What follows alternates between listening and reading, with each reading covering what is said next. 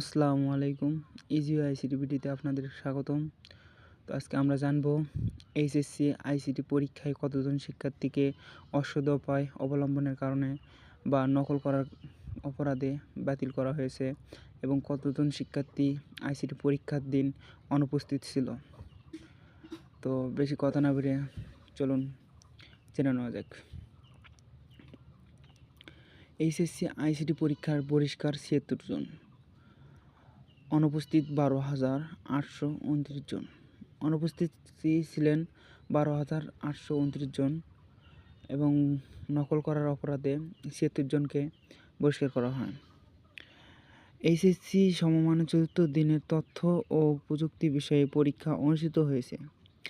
এদিন পরীক্ষায় অনুপস্থিত ছিলেন ১২,৮২৯ জন শিক্ষার্থী, আর অসৎ উপায় অবলম্বনের দায়ে ৭৬ জনকে বহিষ্কার করা হয়। অর্থাৎ নকল করার কারণে ৭৬ জনকে আইসিটি পরীক্ষার দিন বাতিল, ওদেরকে এক্সেল করা হয়। তো ভালো থাকেন আপনারা, আমাদের চ্যানেলটির পাশে থাকবেন। আশা করি একটি লাইক ও একটি সাবস্ক্রাইব করে আমাদের চ্যানেলের পাশে থাকবেন। তো ভিডিওটি যদি ভালো লাগে একটি লাইক ও চ্যানেলটি সাবস্ক্রাইব করে আমাদের পাশে থাকুন। আসসালামু আলাইকুম।